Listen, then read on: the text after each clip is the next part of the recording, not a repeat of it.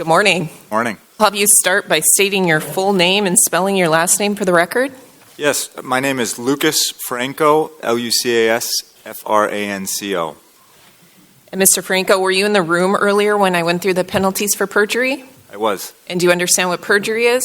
I do. And being advised of the potential penalty for perjury, do you promise to tell the truth in this case today? I do. All right, thank you. Go ahead, Mr. Paranis. Thank you, Your Honor, Commissioners.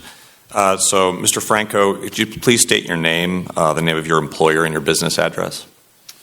Yes, my name is Lucas Franco. I currently serve as the research manager for the Laborers Union of Minnesota and North Dakota.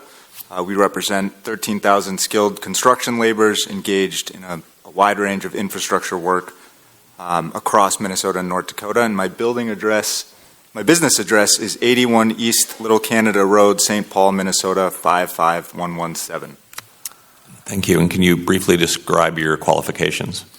Yes. For the past 5 years, I've managed LEUNA's strategic research in Minnesota and North Dakota and have conducted research on a wide range of energy infrastructure projects, including analysis of the impacts of gas and oil pipelines and wind and solar installations.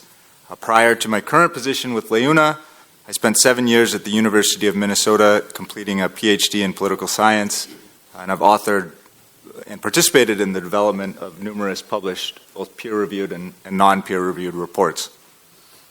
Thank you.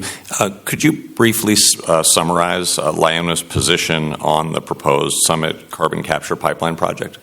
Yes. We believe this project has the potential to greatly benefit North Dakota's economy and the environment, and we'd like to see it move forward. We also believe, however, that it's critically important that the project is properly built, maintained, and operated in order to maximize the benefits and minimize the risk to residents. Mr. Franco, have you reviewed the economic analysis that was provided by Summit touting the potential benefits of their project in North Dakota and other states along the project footprint? Yes, I have. All right. And can you speak to the question, just briefly summarize your analysis of their treatment of local and non-local construction hiring and whether that's accounted for in that analysis? Yes, I can.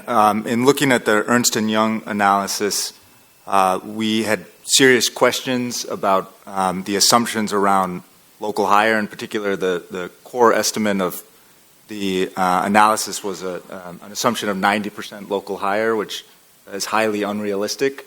So we thought that the report really didn't sufficiently grapple with local versus non-local hiring. And we also had real questions around the pay and benefit, the fringe benefit estimates within that report. And in your experience, Mr. Franco, does the level of local hiring vary significantly based on the contractor's hiring workforce strategy? Yes, there's substantial difference based on contractors and the workforce strategy that they deploy. And what, in your estimation, is the economic difference in a job, a local economic impact of a job filled by a local worker versus a non-local worker? In conducting analysis specifically to this project and oil pipelines more generally, we found that local pipeline construction workers contribute roughly 4 times more over the short term to the local economy and 5 times more over the long term as you incorporate the fringe benefit component of sort of long-term retirement savings. So 4 to 5 times more depending on the time range of your analysis. So speaking about the mainline portion of the project, this would be the portion of the project in, I believe, in Logan's and Emmons County, Burley, Morton, and Oliver County. Are you aware of what contractor has been selected to build that portion of the project? Yes, my understanding is that PUMCO has been selected to build that portion of the project. Right. And are you aware of any requirements, goals, or commitments or expectations that Summit has set for PUMCO in terms of hiring of local workforce along those sections of the project? I am not. All right. And have, in your research into PUMCO, have you identified any information that might give us a clue about the level of workforce, local workforce, that PUMCO might be expected to employ? Yes, in looking at PUMCO's past performance, particularly on the Double E pipeline, I found FERC filings that indicated that they employed roughly 15% local workers on that specific project. So that's the best information that I have about what would possibly occur on this portion of the pipeline project. And where was that project located? My understanding, it was Texas and New Mexico for the Double E. And is it also true that the majority of the PUMCO's work of which you're aware is based in Texas? Yes. Right. So would it be reasonable, would you infer then that if a project based in Texas used 15% workforce, it would be unlikely that a project in a state where the company works less would have a higher percentage of local workforce? Yes, I would assume that the highest level of local workforce would be in the region where the contractor is based, just based on the existing relationships in that area, and that it would be even more challenging outside of their core territory. Do you have any estimate of the economic impact if the pipeline is built, say, with like 10 to 15% local labor rather than, as a report that's already in the record indicates 50%, which might be more realistic for a project like Dakota Access? Do you have an estimate of how much lost economic activity would result? I do. I looked specifically at the segment you referred of Logan, Burley, Morton, Oliver, and Emmons County, and the potential losses would be 23 to 26 million in lost economic investment if the 10 to 15% range of local workers was used versus the 50% range that we've seen on other similar pipelines, such as the Line 3 pipeline in Minnesota and the Dakota Access pipeline, where it was much closer to 50% local workforce. And are there any steps that Summit could take in order to maximize local employment and make sure that the benefits resulting from the project are comparable to those projected in the economic analysis? Yes, one of the best steps, in my opinion, to both ensure the use of local workers, but then also invest in the long-term development of skilled construction workers across the state of North Dakota, is partnering with registered apprenticeship programs. These registered apprenticeship programs have a deep track record of recruiting and training highly skilled construction workers. There are numerous across a wide range of trades across Minnesota and North Dakota, and partnering with a contractor that works with the registered apprenticeship program is the number one best way to ensure high levels of local employment. Apart from use of registered apprenticeship programs, are there other steps that the company could take in terms of either setting goals or requiring transparency from their contractors regarding local hire? I think both of those measures would be excellent steps.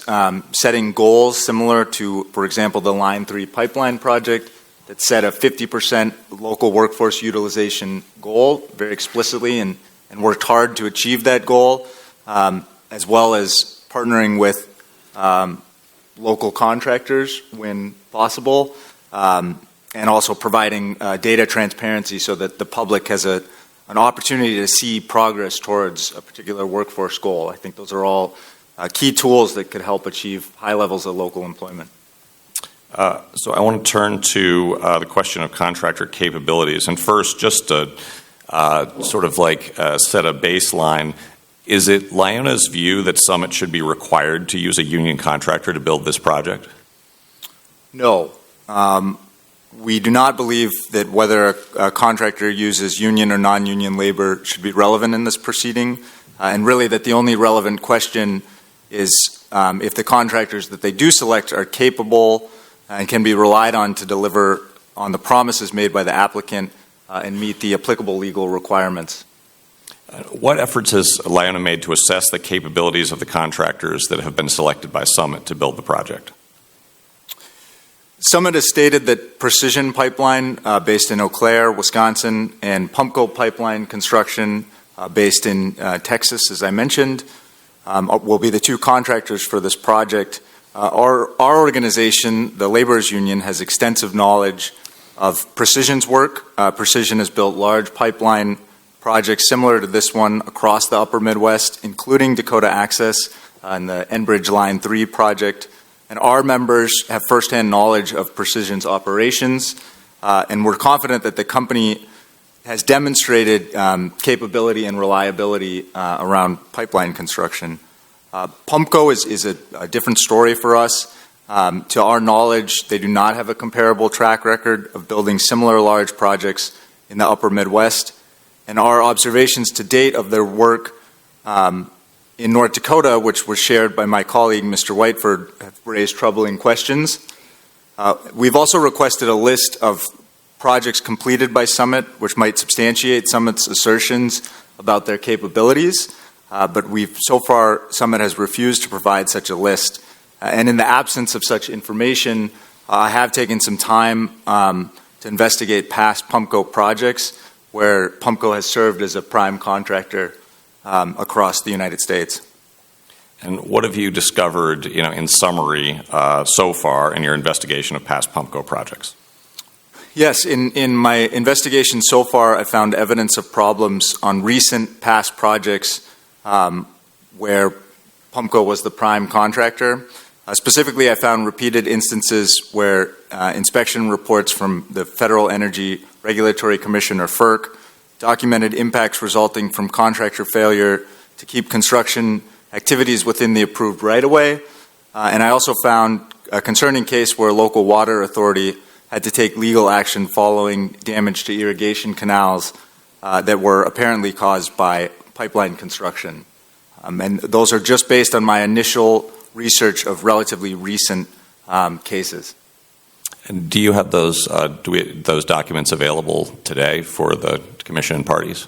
I do. Thank you. No further questions. Mr. Bender, any questions? Just a few questions, Mr. Franco. What's the mission statement of LaUna? The mission statement? Yeah. I am not sure offhand. What's your purpose? Provide that to fairly represent construction workers that are part of our collective bargaining agreement with signatory union contractors. Is it a fair statement that it's the goal of LaUna to promote union labor? Yes. Okay. And I believe you said you did some investigation of Pumpco and found certain problems with Pumpco. Is that a fair statement of your testimony? That is. Okay. And did you do any investigation of any union shop pipeline operators? I have just focused on Pumpco thus far. Okay.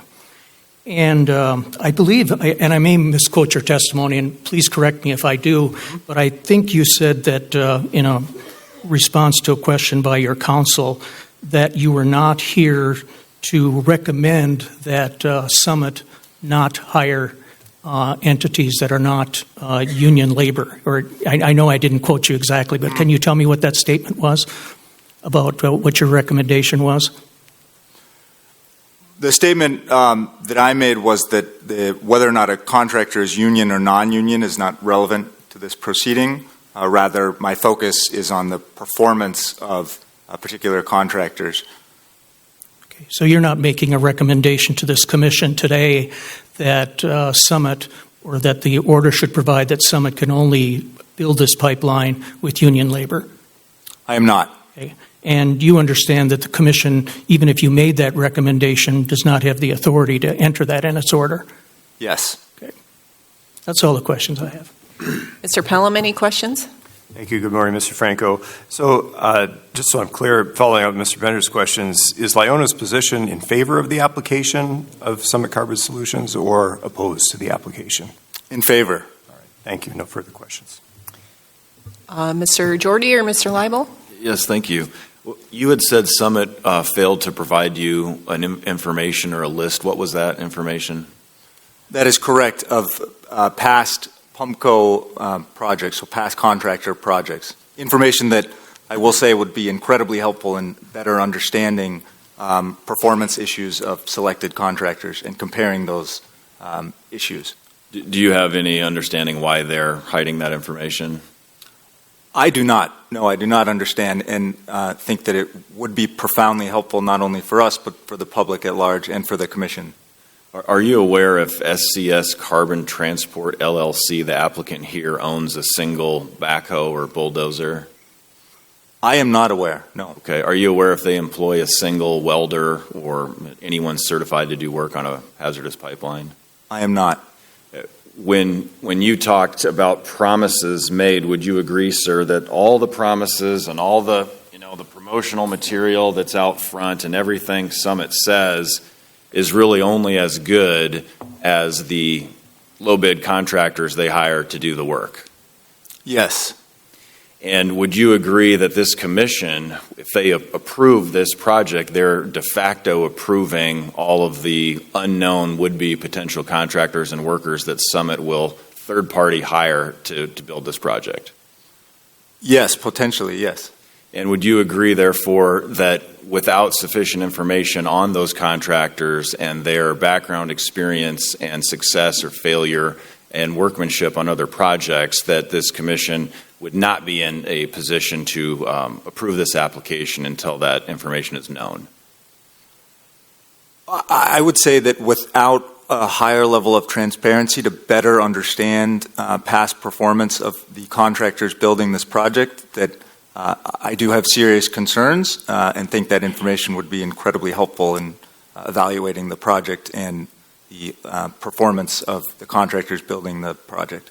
And is it your opinion that based on the Ernst & Young economic analysis where they relied on a 90% local labor rate, that if in fact that's closer to 15, that all of the promises of the economic benefits would be substantially less than what they claim it to be? Substantially undercut, yes. Thank you. Nothing further. Mr. Bakke, any questions? Just a few questions.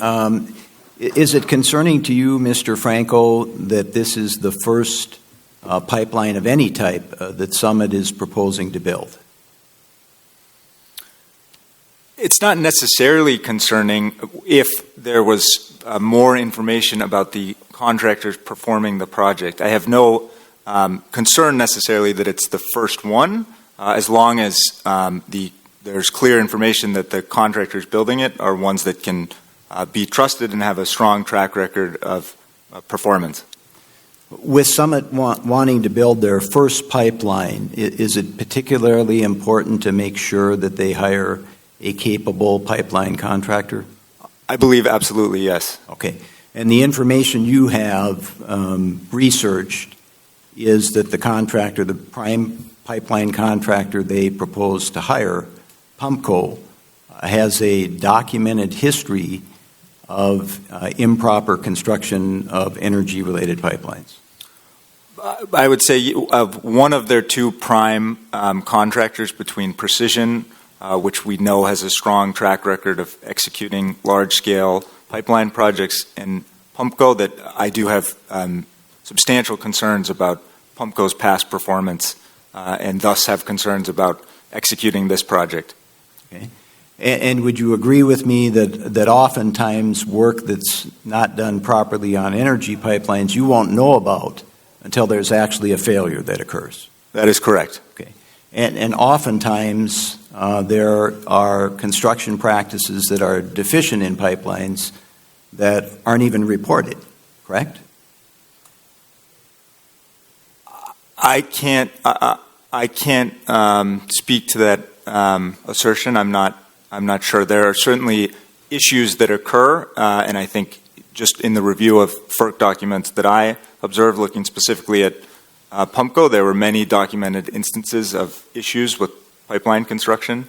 So in terms of looking at FERC documents, you can find information on issues of past construction challenges on pipeline projects.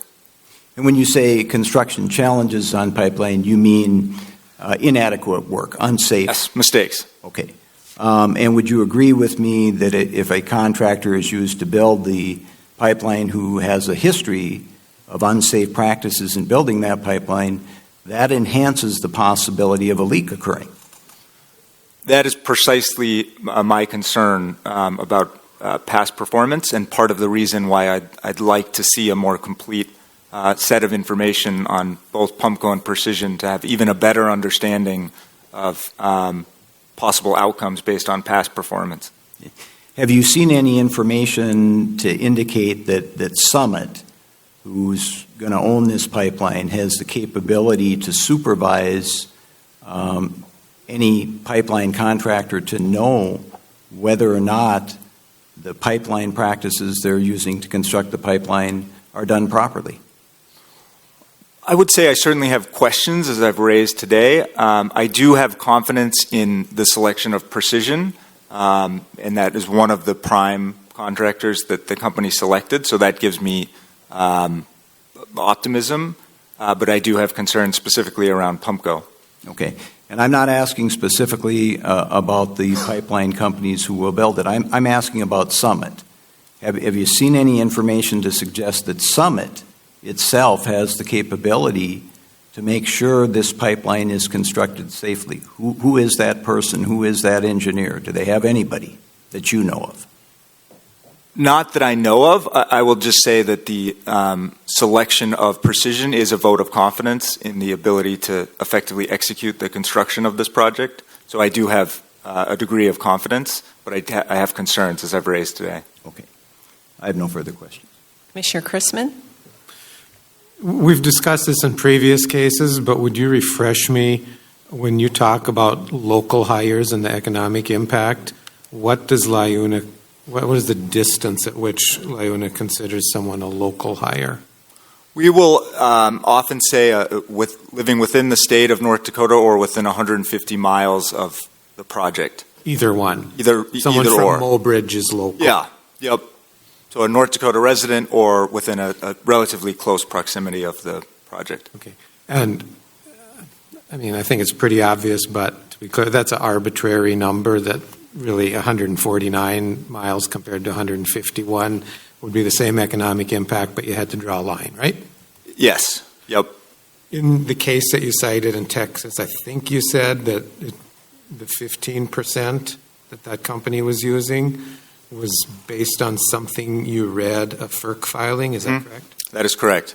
And can you verify, or have you verified, that whoever wrote that report was using that same somewhat arbitrary guideline? I don't know offhand and can provide supplemental information what their methodology was for sort of quantifying local in that instance. In the FERC filing, it was... I would like that Yeah. followed up on, because someone else might have defined it at 20 miles, at which point, yeah, you'd have a lot of non-local. Absolutely. How we generally conceive of it is sort of within a somewhat reasonable commuting distance. I mean, that's a far commuting distance, but also our members drive far and a lot to commute to work. So we're trying to sort of think of it in terms of what is the outer bounds of a reasonable commuting distance. I think since you made a comparison to a specific company and a specific case, we should know what guidelines they were using. Absolutely. Yes, we will provide that. No other questions. All right. Commissioner Haugen-Hoffert? Just a couple. I think Mr. Chrisman wanted clarification. Do you know that FERC filing, is it a number, or can you reference for us that FERC filing? Yes, and I will submit that document. It is a number that they quantified within it was analyzing the socioeconomic impacts of the project, and they provided a specific number of 15% local workers. Okay. How many CO2 pipelines has Luna helped build or assisted with? 0. Many oil and gas pipelines, but this would be our first CO2 pipeline. Okay. No further questions. Thank you. Mr. Dawson? When you say 15%, are you saying 15% of the people or 15% of the money spent, or how is that measured? My understanding is it would be work hours were performed, 15% of the work hours were performed by local workers within their definition of local workers. And you're also saying, if I understood you correctly, that 50% of the work hours could be completed by local workforce? Yes. Okay. Which was similar on the Enbridge Line 3 pipeline in northeast Minnesota, and Dakota Access also had high numbers of local workers. So we know there's a track record of successfully achieving high numbers of local workers. Thank you. No further questions. Thank you. Mr. Pranis, any redirect? Yes, Your Honor. A few questions. So, Mr. Franco, you previously testified that your organization has extensive knowledge of precision pipelines projects in the upper Midwest. Is that correct? Yes. Right. So you actually have much more information, or the organization has much more information about Precision's projects, their successes and failures, than about PUMCO already. Yes, that is correct. Right. And therefore, the research, in other words, your effort on researching PUMCO was to fill in gaps that are already filled by the organization's extensive knowledge of Precision's work. That is correct, yes, to have equivalent information on both contractors. Thank you. And I think and maybe Mr. Jordy's question, Mr. Baki's question, your organization, through Mr. Whiteford and others, has documented construction problems on pipelines and other projects that were not identified by inspectors. Is that correct? Yes. So it is certainly possible for problems to occur beyond what might show up in inspection reports. Yes. Thank you. And then, in terms of the definition of local workers, is it fair to say that the 150 miles, which I think Commissioner Chrisman correctly points out is somewhat arbitrary number, is based roughly on a commuter shed? The idea that a rough distance at which construction workers might drive back and forth to work on a project? Exactly. Yes. Thank you. And in terms of the document, you referenced the 15%. Is it accurate that number, at least as it is presented, appears to be based on the counties in which the pipeline is located? That is my understanding, yes. Right. And to be clear, you're not asserting that the local hire percentage on this project will be 15%. You are instead stating that the only available information for this contractor suggested 15%. But really, this is a question that only the contractor or Summit could answer in terms of what the real percentage will be. That is correct, yes. No further questions. Mr. Bender, any additional questions? No questions. Mr. Pelham? Just a point of clarification. I think Mr. Pranis just asked you, sir, about the document, the FERC document, I believe is referring to, that we don't have a number or a copy of, but it's based on the counties where the workers are located in. So is that 15% number from the local workers as defined by the county in which the line is in Texas was built on? I'm unclear on that. That's my understanding, and we have copies that I will share and submit. That is my understanding of how they quantified in that case a local worker, whether or not they were a resident of the county within the project footprint. So that differs then from the local worker vernacular that you're using, which was 100 to 150 miles of the project here in North Dakota, the proposed line. Is that fair to say? Yes. Okay. So, Mr. Pranis, are you going to offer something or? For exhibit? Yeah. Yes. Okay. I have a set of exhibits related to the testimony here that I'm happy to offer today. I don't have any other questions. All right. We'll address that after questions, maybe. Mr. Jordy, any additional questions? Nothing further. Mr. Bakke? Nothing further. Any further commissioner questions? All right. So the exhibits, do you have more than that FERC study that you want to offer? I have the FERC study, and I have references for the FERC inspection reports that were provided, that were referenced by Mr. Franco regarding projects under construction by Pumpkin. Is that information commissioners would want, the underlying inspection, or just the study? Do you have a preference? Yeah, I would just like to know what the guidelines were that they used to establish local versus non-local. I think probably the study will be Fine. sufficient.